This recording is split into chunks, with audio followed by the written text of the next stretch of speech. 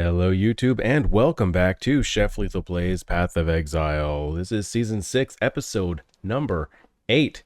Fresh off the heels of recording a voiceover I probably shouldn't have done, I'm recording another voiceover I probably shouldn't do. So, a condensed episode today, a little bit short, but very dense in content. So, we're going to be starting here. I'm going to the starting encampment. Say, Chef, why are you going to Act 3? You're already in Act 4. Well, it's because, or Act 4? Yeah, Act 4. Because I am going to do the Trial of Ascendancy. And we are going to make our Marauder a Juggernaut. So, what I'm going to go do, or here, is poelab.com. And every day this gets updated with the layout for the lab. And obviously it's a rough layout. And I'm going to put a little pop in right at the bottom of the screen here in just a moment. And we're just going to discuss the path and what the goal is.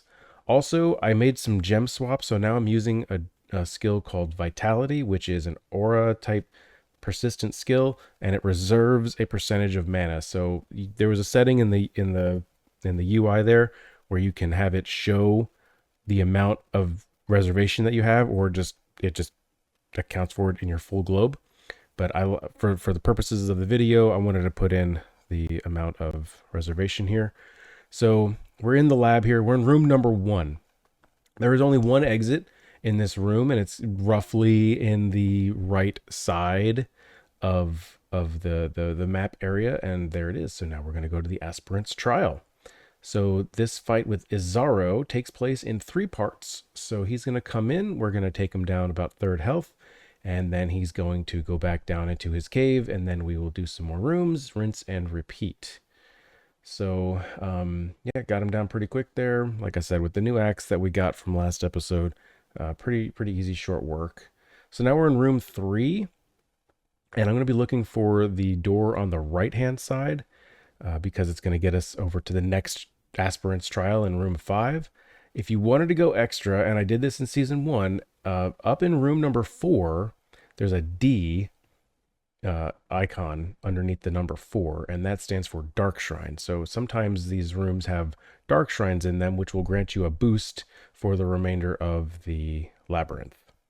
It's important to note also, don't die in the labyrinth because you will have to start over. I have literally gotten to the final trial and died. Like the final room. I think there was even a case where I died, like Izaro killed me, but then he died to a debuff or something that I put on him. So, but it still counted that I died. I had to redo the whole thing. I was mad. I was so mad. All right, that was room 5. We're in room 6 now. Just like with the other trials, if you're on burning ground, just jump. And heal potion as you need it. I'm looking for the door on the right because I want to go to the middle room there, but that's the wrong room. Outside of each door, there is a little map that you can click on, and it will show you where you are and where the door you're going to go in leads to.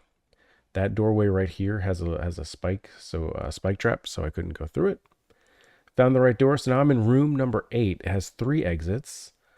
Looks like 7 and 9 would lead to rooms with silver keys and silver doors that just give you extra treasure. I'm not here for the treasure. I'm here for the ascendancy.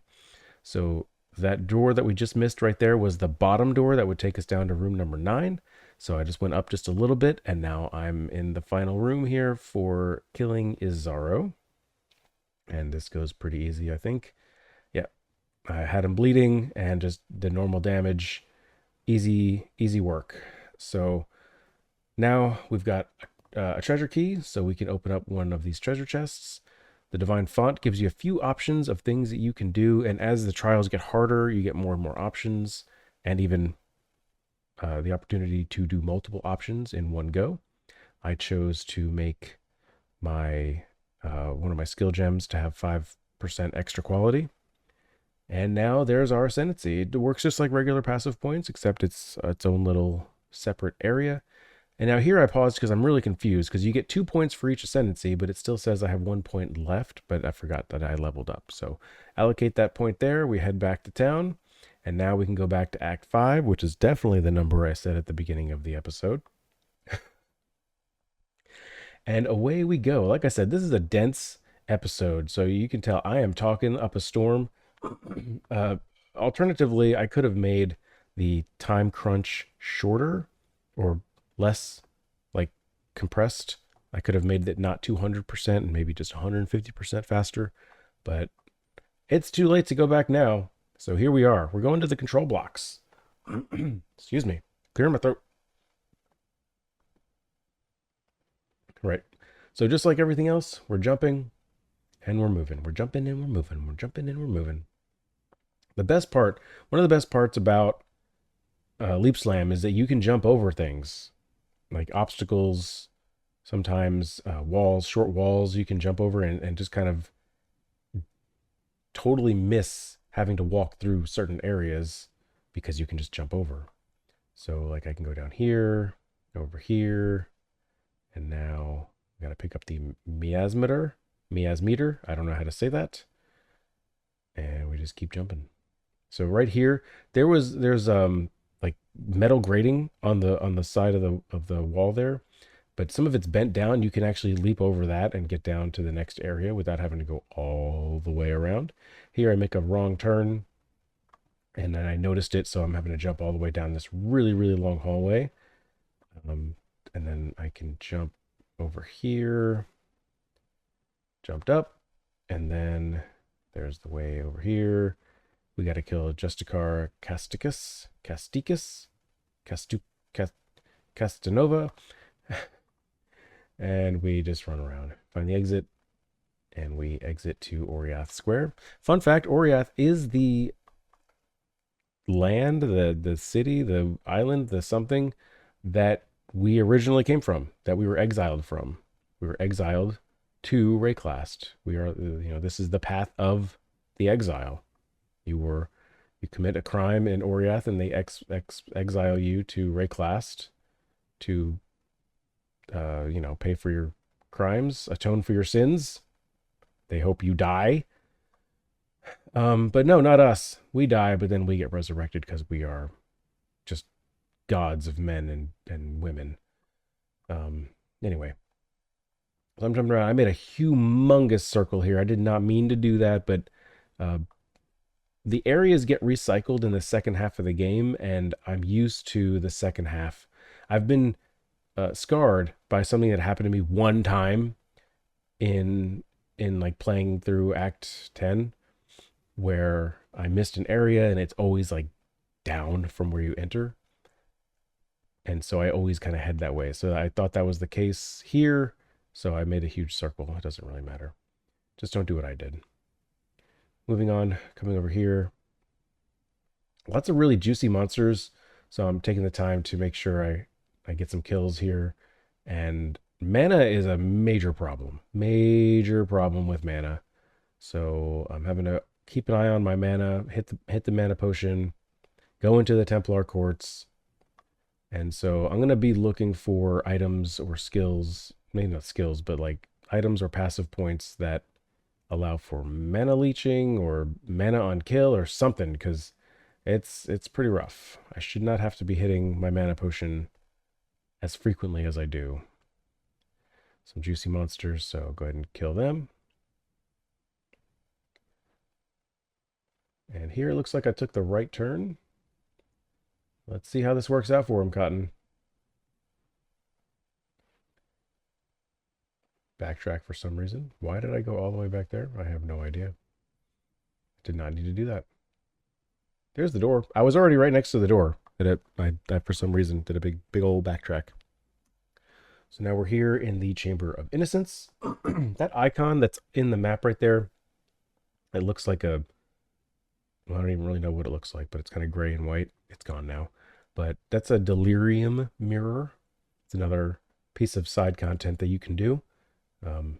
Not going to do it during the campaign, but it will come up for sure when we get to maps, and I will discuss more in depth when that time comes, when I'm not worried about time. So fun fact here, at the end of this video, I did a slash played and realized that I'm actually doing a personal best time completely by accident.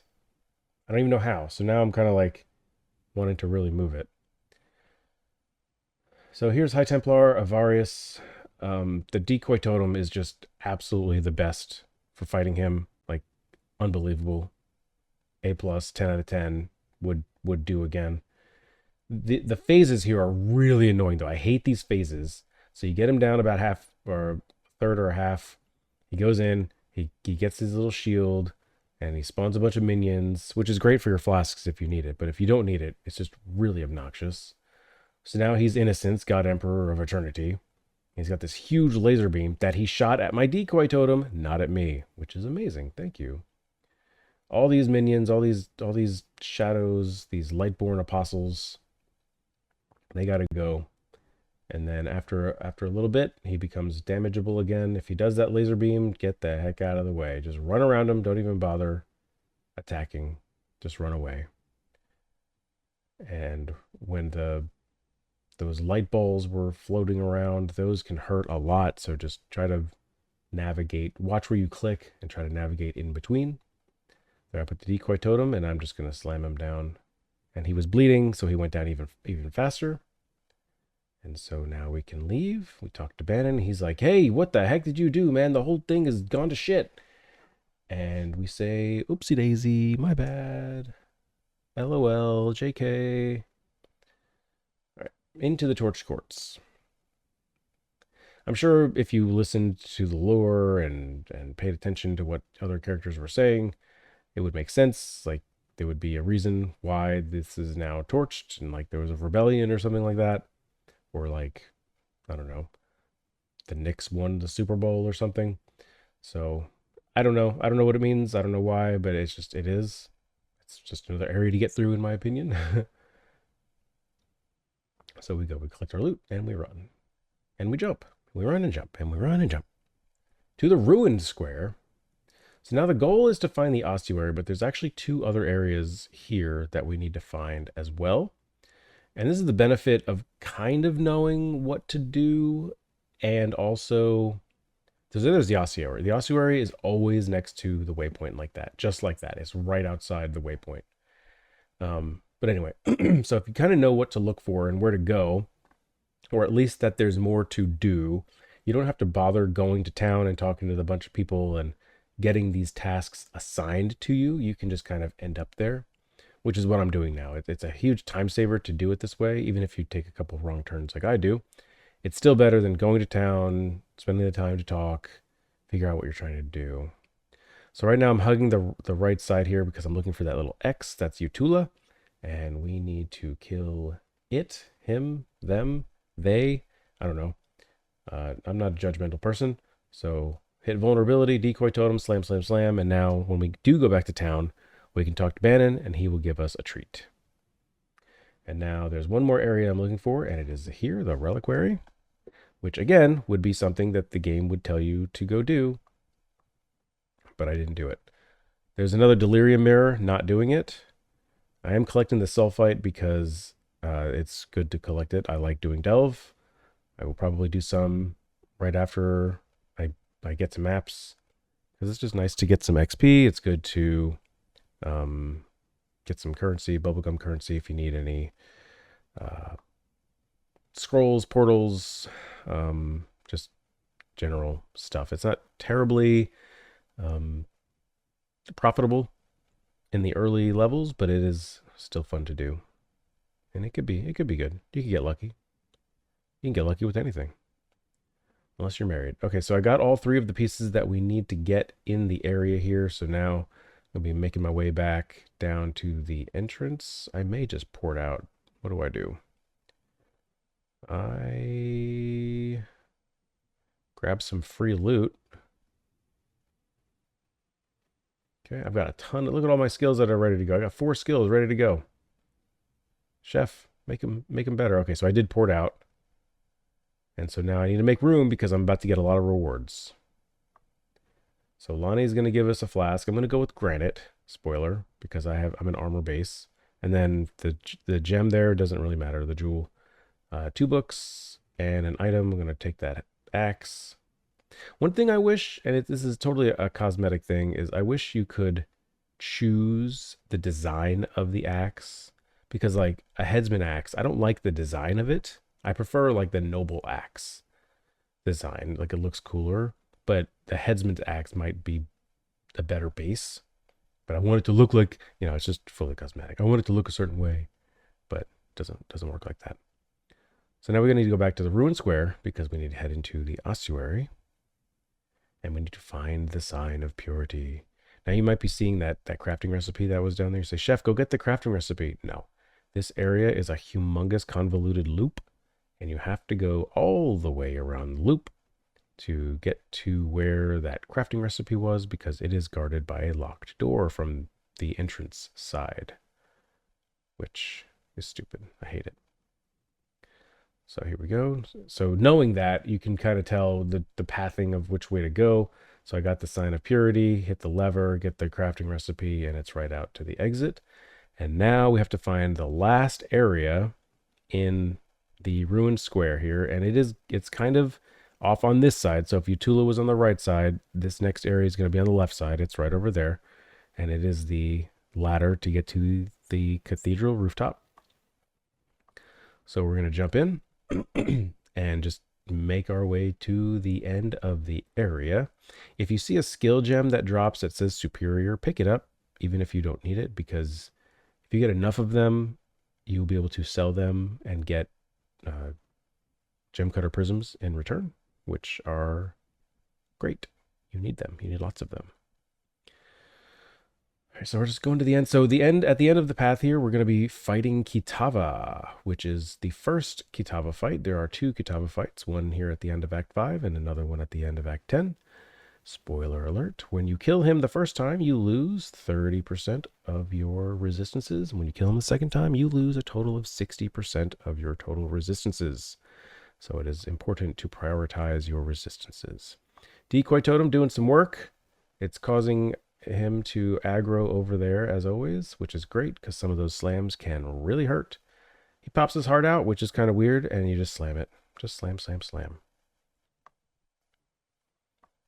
And don't worry, you're not going to get his health down to 0. Not on this path.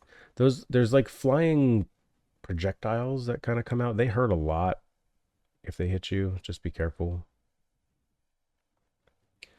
And I think this is just the last turn of events here. He's going to pop his heart out one more time. All right. So that's pretty much the end of the episode, right? Yep, that's pretty much the end. So while all of this stuff goes down, I'm just going to say thank you very much for watching. It means a lot to me, as always. Hope you had a good time. I know it was a shorter episode, and I just nonstop talking for as fast as I possibly could. Hope it made sense. Leave a comment if it didn't make sense, and I will be sure to ignore you. I'm just kidding. I love you so much for watching this. Thank you again, and I will see you next time.